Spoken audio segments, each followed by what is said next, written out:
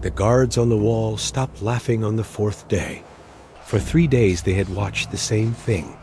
Thousands of people walking in circles around their city, saying nothing, carrying a golden box, blowing horns that echoed off the stone and faded into the hills. No siege towers, no arrows, no demands. Just footsteps and silence. And then they left. Every day, the same ritual. Every day, nothing happened. But by the fourth day, something had shifted. The soldiers weren't mocking anymore. They were counting. And when the sun rose on the seventh morning and the marching didn't stop after one lap, when it kept going 2, 3, 4, 5, 6, 7 times around, the men on the walls realized they had been watching something they didn't understand. And now it was too late to figure it out. The trumpets held one long note. The silence that followed pressed against the stone like a held breath. And then the sound came, not a war cry, something deeper, something that didn't belong to human throats. The walls of Jericho had stood for generations. They fell in seconds. But the strangest part wasn't the collapse. It was what Israel had done for 6 days before it. Nothing. Absolutely nothing.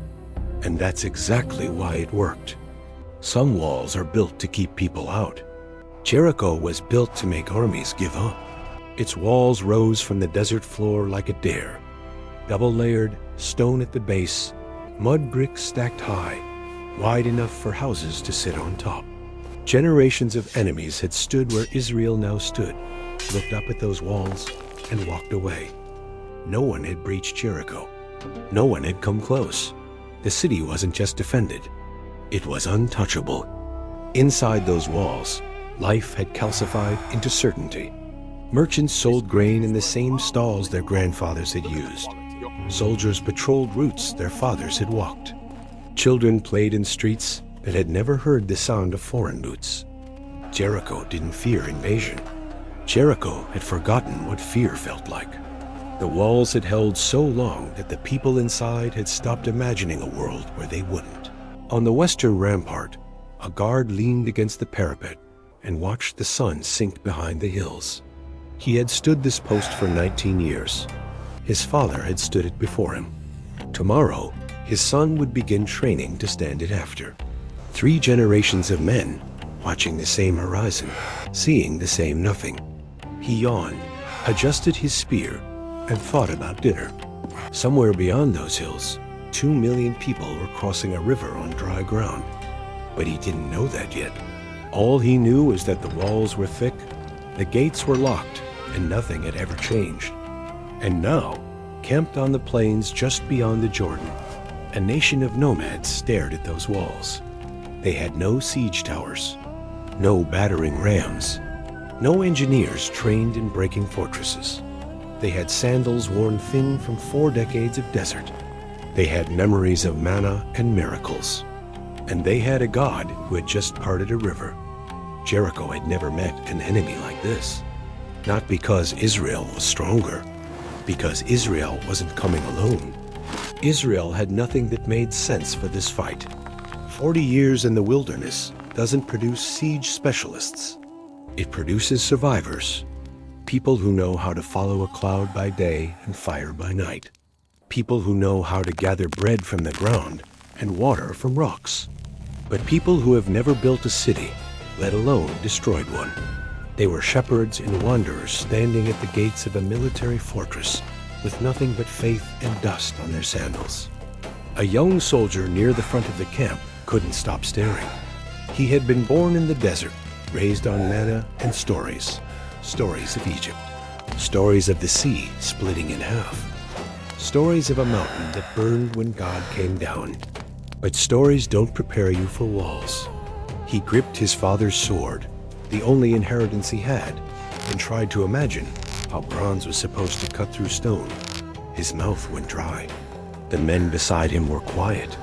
Nobody was asking the question out loud, but everyone was thinking it. How?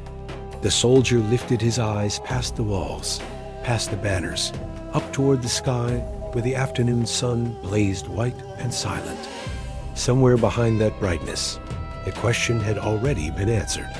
The same God who had drowned Pharaoh's army was watching this moment. He saw the young soldiers' trembling hands. He saw the insufficient swords, the absent ladders, the impossible math.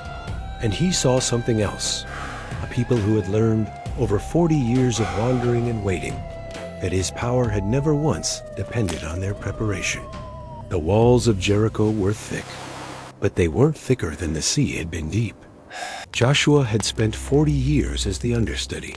He carried Moses' bags. He guarded Moses' tent. He climbed Sinai and waited at the base while Moses disappeared into the fire to speak with God. He watched the man whose staff split oceans and called down plagues lead 2 million people through the impossible. And then he watched that man die on a mountain, buried by God himself in a grave no one would ever find. Now Joshua stood where Moses had stood, and the silence where that voice used to be was deafening. The people looked at him differently now, not with the awe they had reserved for Moses. That kind of reverence takes decades to build. They looked at him with something closer to measurement, evaluation. He could see it in their faces when he gave orders. Can he do it? Will the miracles continue? Or did they die with the prophet? Joshua had faith, real faith, the kind that made him one of only 2 spies who believed Canaan could be taken when everyone else wanted to run back to Egypt. But faith doesn't silence the whisper. It says the man before you was better. The night before the march began, Joshua walked to the edge of the camp alone. He stared at Jericho's silhouette against the stars, black walls cutting into a blacker sky. Somewhere behind him, 1 million people were sleeping, trusting that he knew what he was doing. He didn't.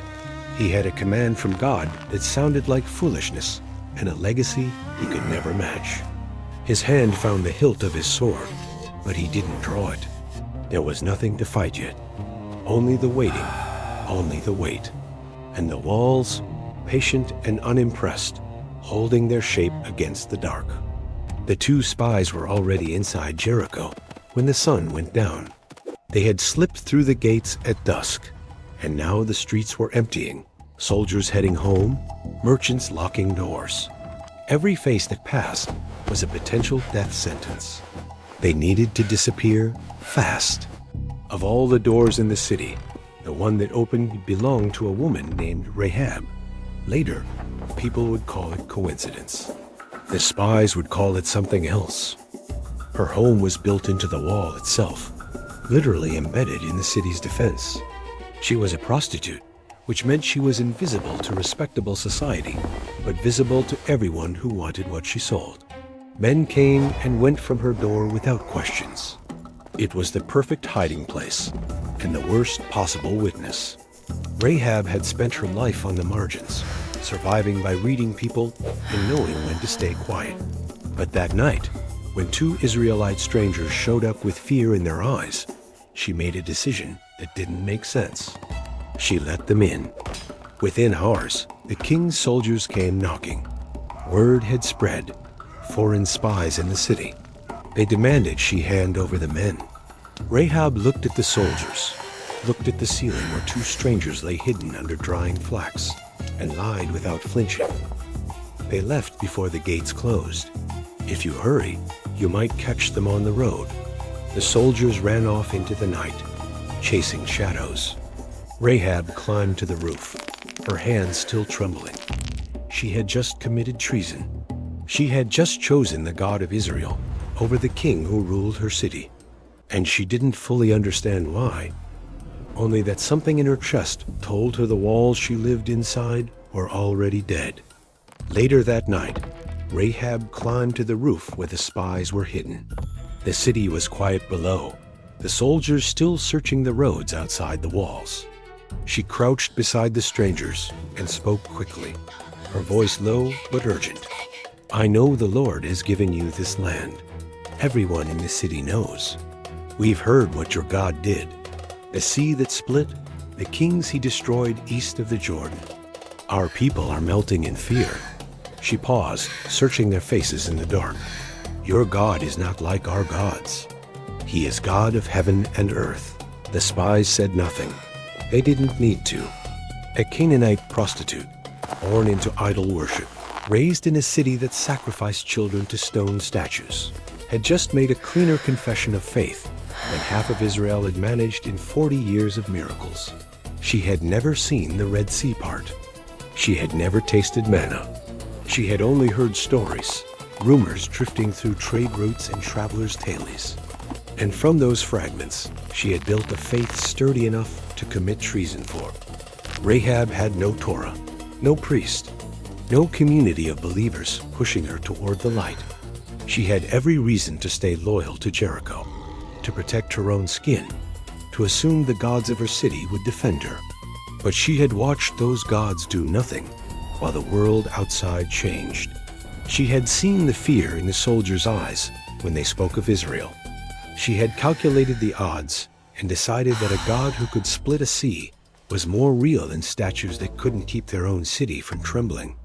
And that decision, made in the dark on a rooftop with soldiers hunting below, would echo through bloodlines all the way to Bethlehem. Before the spies left, they made a deal.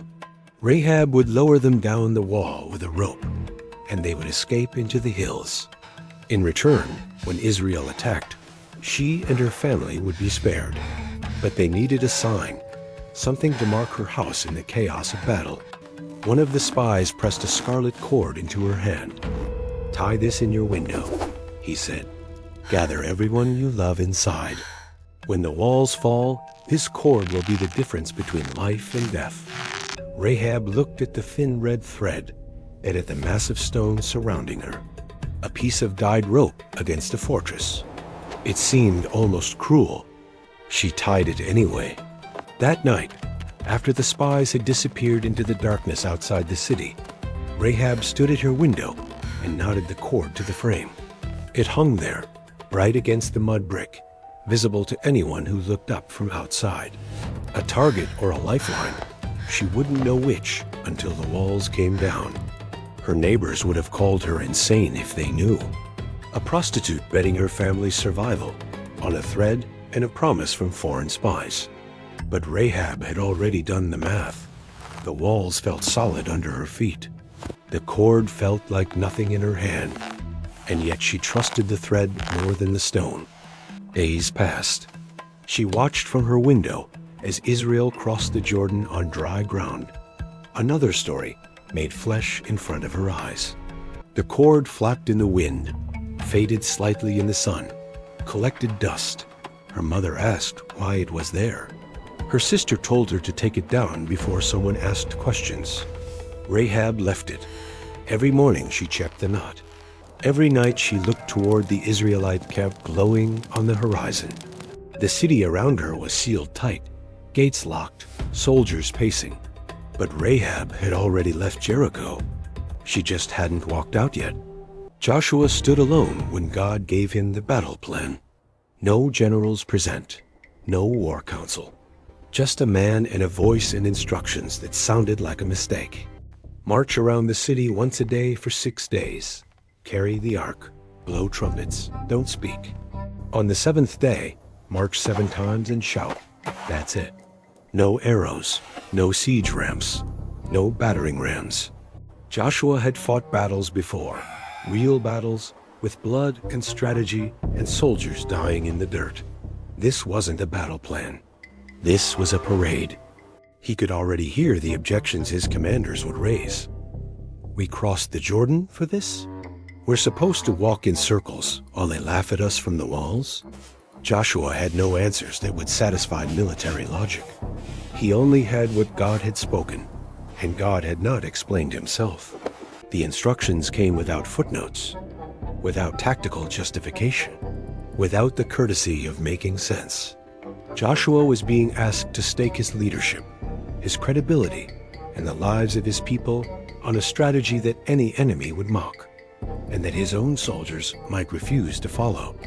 The next morning, Joshua gathered the priests and the commanders and told them what they were going to do. He watched their faces shift from attention to confusion to something carefully controlled.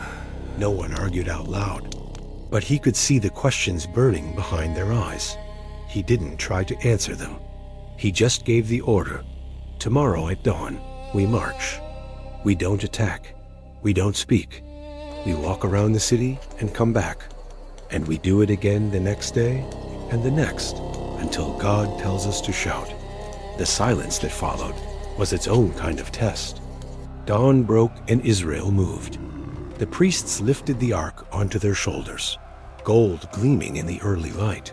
7 of them raised ram's horns to their lips. Behind them, the army fell into formation, not the tight ranks of an assault, but the long, slow column of a procession. The trumpet blast cut through the morning air, low and mournful, and the march began. Thousands of feet stirring dust, heading toward the walls of Jericho with no weapons drawn. From the ramparts, the guards watched in silence. They had prepared for siege towers, for flaming arrows, for the chaos of assault.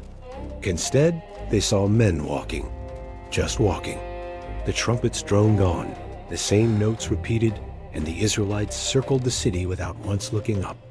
No war cries, no demands of surrender. When they completed the circuit, they simply turned and walked back to camp. One of the guards laughed, a short bark of confusion. That's it, another shook his head. What kind of army walks away? In the Israelite camp that night, no one spoke of victory. Joshua had commanded silence, and silence they kept. The soldiers ate their meals without conversation. The priests set down the ark and rubbed their aching shoulders. Somewhere a child asked a question and was hushed by a parent who had no answer. The walls of Jericho stood exactly as they had that morning, untouched, uncracked, unmoved. Day 1 was over. Nothing had changed. And faith, for now, looked like foolishness. Day 2, same march, same trumpets, same silence. The guards on the walls watched with less tension this time, more curiosity. A few of them placed bets on when the Israelites would give up. By day 3, some soldiers in Jericho stopped watching altogether. The strange procession had become background noise, something to glance at and dismiss. Whatever this was, it wasn't working. The walls weren't shaking. The gates weren't threatened. The enemy was just walking. Inside the Israelite camp, the silence was harder to carry. A soldier sharpening his sword caught himself wondering if Joshua had heard God wrong. A mother holding her infant stared at the unchanging walls and felt doubt curl in her stomach like smoke. The formula was simple: obey and see results. But 3 days had passed, then 4, then 5, and the results were invisible. Jericho looked exactly the same. Some of the older men remembered the spies who had returned from Canaan 40 years ago with fear in their voices. 10 of them had said the land couldn't be taken. Only 2 had believed. Most of those who doubted had died in the desert. And now their children were circling a city, wondering if belief was enough. Day 6 ended like the others. The ark returned to its place. The trumpets fell silent. The walls held their shape against the sunset, patient and permanent. Joshua walked through the camp that night, his face unreadable. He stopped beside an old priest resting on a stone, a man who had been young when Moses was still alive. Neither of them spoke. They just looked toward Jericho, where torches flickered on the ramparts and guards paced their unchanging routes. Tomorrow was the 7th day, and tomorrow would answer everything. By the 4th day, the laughter had stopped inside Jericho.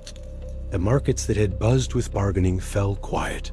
Merchants packed their stalls early. Mothers kept children indoors with doors bolted, as if wood could stop whatever was coming. The soldiers still manned the walls, still gripped their spears, but their knuckles were white and their jokes had dried up. Something was wrong, and no one could name it. It wasn't the army outside that frightened them. Armies they understood. Armies attacked or retreated, negotiated or starved you out. But this silent circling, day after day, with nothing but horns and footsteps, it felt like a curse being spoken slowly, like a noose being measured before it tightens. A blacksmith on the south side of the city stopped working on the 5th day. He told his wife he couldn't focus, couldn't steady his hands. He kept hearing the trumpets even when they weren't blowing. The sound had gotten into his skull and wouldn't leave. Rahab watched it all from her window. She saw the fear spreading house to house, street to street. People who had mocked her for talking to foreign traders now avoided her eyes entirely. They knew something was different about her, something marked. The red cord hung from her window like a flag of surrender or survival, depending on which side you were standing on. The walls still held, but Rahab could feel them dying. Not cracking yet, just losing the faith of the people they protected. Jericho's stone was still thick, but Jericho's spirit was already rubble. The camp stirred before the stars had faded. This wasn't the slow waking of the previous mornings. This was something tighter, sharper. Joshua moved through the ranks in the gray pre-dawn light, speaking to commanders in low tones. The priests lifted the ark with hands that trembled slightly, not from weakness, but from the weight of what they sensed was coming. Today was different. Everyone knew it. Even the children were quiet. The first lap around Jericho felt familiar, almost routine. The trumpets droned, the feet shuffled, the guards watched from above. But when the procession completed its circle, it didn't turn back toward camp. It kept going. Second lap, third. On the walls, a soldier frowned and counted under his breath. Fourth lap, fifth. The sun climbed higher, burning the backs of necks, drying throats that hadn't tasted water since dawn. Sixth lap. The city was completely silent now. No merchants calling, no children playing, just the sound of trumpets and the endless rhythm of footsteps circling like a tightening coil. The seventh lap began, and something shifted in the air. The priests blew longer, harder. The pace quickened without anyone giving an order. Israel moved around Jericho one final time, and when they reached the place where they had started, the entire nation stopped. Thousands of people facing the walls, chests heaving, mouths closed. The trumpets held one long, sustained note that seemed to press against the stone itself. Joshua raised his hand. 6 days of silence had been building toward this single moment, and now the silence was about to break. Joshua's voice split the air like a blade. One word, shout. And what came out of Israel was not a sound that human strategy could produce. It was 40 years of wandering compressed into a roar. It was every doubt buried under every step of the silent march.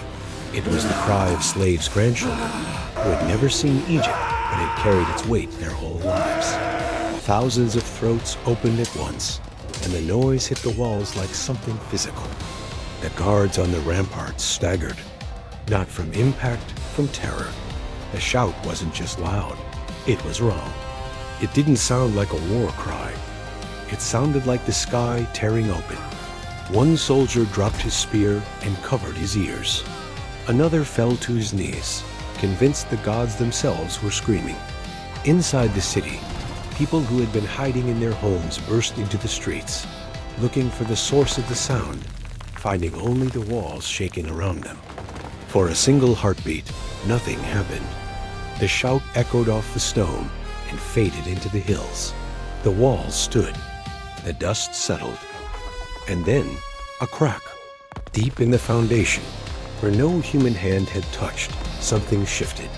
A groan rose from the earth itself, like a giant waking from sleep. The soldiers on the walls looked down at their feet and saw the stones separating, gaps appearing where there had been solid rock. The sound that followed was unlike anything the ancient world had heard. The roar of a city's defenses folding inward, collapsing not from force, but from command, as if the walls had been waiting for permission to fall.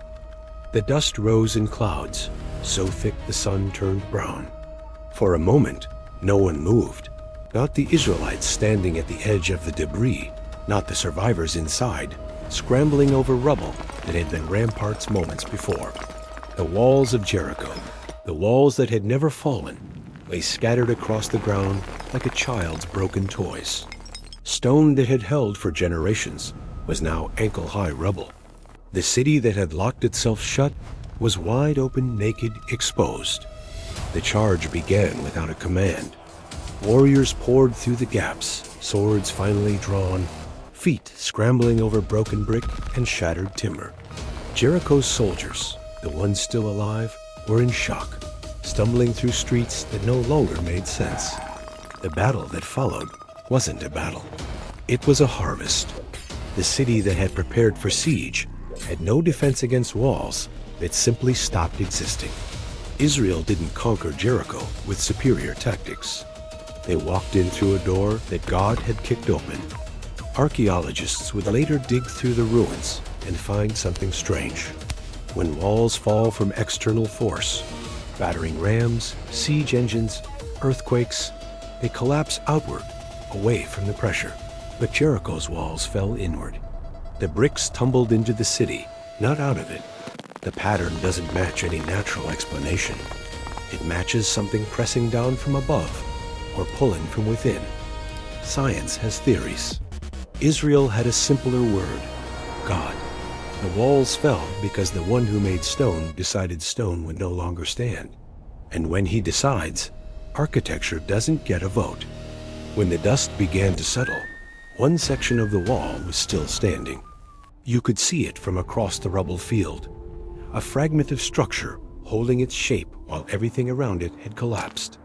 Built into that section was a house, and hanging from the window of that house was a scarlet cord, faded by sun and coated with dust, but still bright enough to see. Rahab hadn't moved. When the ground shook and the walls groaned, and the world outside her window turned to chaos, she had gathered her family into the center of the room and held on. Her father gripped her arm so hard it bruised. Her sister was praying to gods that had already proven useless. The sounds outside were apocalyptic: screams, crashes, the roar of stone surrendering to gravity. But the floor beneath them stayed solid. The walls around them held. The cord in the window flapped in the dust-choked wind, a small red flag declaring what no one else in Jericho could claim. This house belongs to the other side. Two figures appeared in the doorway. The spies, the same men she had hidden under flax, lowered down the wall, sent into the night with a promise she had no power to enforce. They had come back. In the middle of a city being erased from the earth, they had found her house and kept their word. Rahab, now move. No time for gratitude. She grabbed her mother's hand, screamed for the others to follow, and ran. Behind her, Jericho burned. Ahead of her, something she didn't have a name for yet: a future. What followed the collapse wasn't celebration. It was consecration. God had given Joshua specific instructions. Jericho was cherem, devoted to destruction. Everything in the city was to be burned. Every living thing was to die. The gold, silver, bronze, and iron would go to the Lord's treasury. Nothing else could be kept. Nothing could be taken home.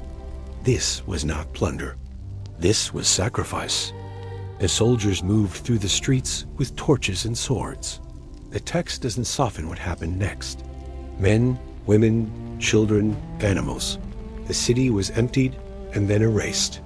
To ancient ears, this was severe but comprehensible.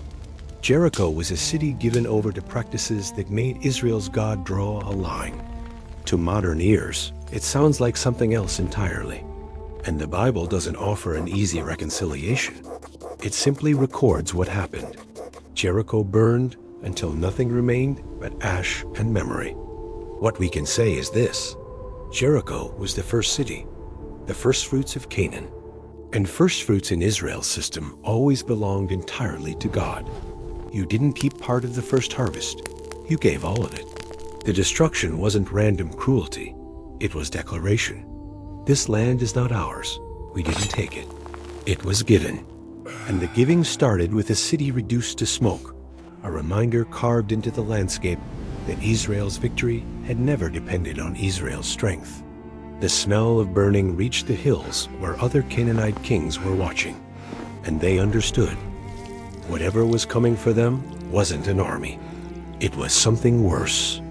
It was obedience backed by heaven. Rahab and her family were brought outside the camp of Israel. Foreigners, Canaanites, people from a city that had just been burned to ash. They should have been untouchable, and for a while they were. But purification has a purpose. Rahab wasn't being quarantined. She was being prepared. The woman who had lived in the wall of a condemned city was about to be grafted into the people of God. She married a man named Salmon from the tribe of Judah. The text doesn't say how they met or what he saw in her. It just records the fact. The prostitute from Jericho became the wife of an Israelite, mother of a son named Boaz. That name might not mean anything to you yet, but Boaz would grow up to show impossible kindness to a foreign widow named Ruth, redeeming her in a field outside Bethlehem. Boaz's great-grandson would be a shepherd boy who killed a giant. His name was David, and from David's line, generations later, would come a baby born in Bethlehem, wrapped in cloths, laid in a manger. Matthew's gospel lists the genealogy of Jesus. It's a long list of fathers and sons, names most people skip. But tucked into that list are 4 women, and one of them is Rahab, a Canaanite, a prostitute, a woman whose city was burned to the ground while she watched from the only house left standing. Her blood runs through the veins of the Messiah. Her name is written into the permanent record of redemption, not because she was clean, because she believed. And God has a habit of writing the most unlikely people into his best stories. After the smoke cleared and the rubble cooled, Joshua stood in the ashes and pronounced a curse. His voice carried across the silent crowd. Cursed before the Lord is the man who rises up and rebuilds this city. At the cost of his firstborn he will lay its foundation, and at the cost of his youngest he will set up its gates. The words hung in the air like a scar carved into the landscape. Jericho was not to be rebuilt. This ground was wholly in the way that graveyards are holy, marked by what had been lost, not what could be gained. Centuries passed. Israel conquered, divided, fell into cycles of rebellion and deliverance. Kings rose and died. The site of Jericho remained empty, a ruin on the plains, a wound that wouldn't close. Travelers passed it and remembered. Children heard stories about the walls that fell and the city that stayed fallen. But time has a way of softening warnings. Curses become legends. Legends become myths. And eventually, someone always decides that ancient words have lost their teeth. His name was Heel of Bethel. He lived during the reign of Ahab, one of Israel's most wicked kings, a man who married Jezebel and built altars to Baal. In that climate of rebellion, Heel decided to rebuild Jericho. Maybe he wanted the trade routes. Maybe he wanted to prove something. The text in 1 Kings doesn't give his reasons. It just records what happened. When he laid the foundation, his firstborn son died. When he set up the gates, his youngest son died. Word for word. Exactly as Joshua had spoken 500 years earlier. Some curses don't expire. Some ruins are meant to stay ruins. And the man who ignored that truth buried his sons in the rubble of his own ambition. You have a Jericho. You might not call it that, but you know what it is. The thing that won't move no matter how hard you push. The addiction that laughs at your willpower. The fear that locks you inside yourself. Gates sealed, walls high, nobody in, nobody out. You've attacked it with discipline, with therapy, with promises made on January 1st and broken by February. You've tried ignoring it and fighting it and bargaining with it. And it's still there. Same height, same thickness, same silence when you ask God why it hasn't fallen yet. Maybe the problem isn't your strength. Maybe the problem is your strategy. Israel didn't break Jericho's walls with battering rams. They broke them by doing something that looked pointless. Walking in circles, staying silent, trusting a command that made no military sense. The walls fell when Israel stopped trying to win their own way and started obeying God's way, even when it felt foolish, even when nothing was happening. even when 6 days passed without a single crack in the stone. Obedience isn't magic, but obedience puts you in the position where God can do what only God can do. Your wall might not fall today. It might not fall this week. You might be on day 4 of a 7-day march, circling the same problem you've circled for years, wondering if anything is changing beneath the surface. Keep walking. The shout is coming. And when it comes, when faith finally releases in that one moment of holy desperation, walls that have stood for decades will collapse like they were made of sand. Not because you got stronger, because you stopped trusting your strength. Jericho didn't fall to an army. It fell to a people who had run out of options and into the arms of a God who didn't need any. Rahab tied a cord to her window and waited. Israel marched in circles for 6 days and said nothing. Joshua gave an order that made no military sense, and his soldiers obeyed anyway. None of them understood what was happening while it was happening. They only knew they had been told to trust, and they did. The walls fell for people who had stopped trying to knock them down. 6 days of silence, 6 days of looking foolish, 6 days of nothing happening while the enemy watched from above. And then collapse. Not because Israel got stronger on day 7, because they had already surrendered the fight on day 1. The walls were never theirs to break. They just had to walk long enough to prove they believed that. How many laps have you walked around the thing that won't move? And how many times have you quit on day 6? Subscribe. The next wall is waiting.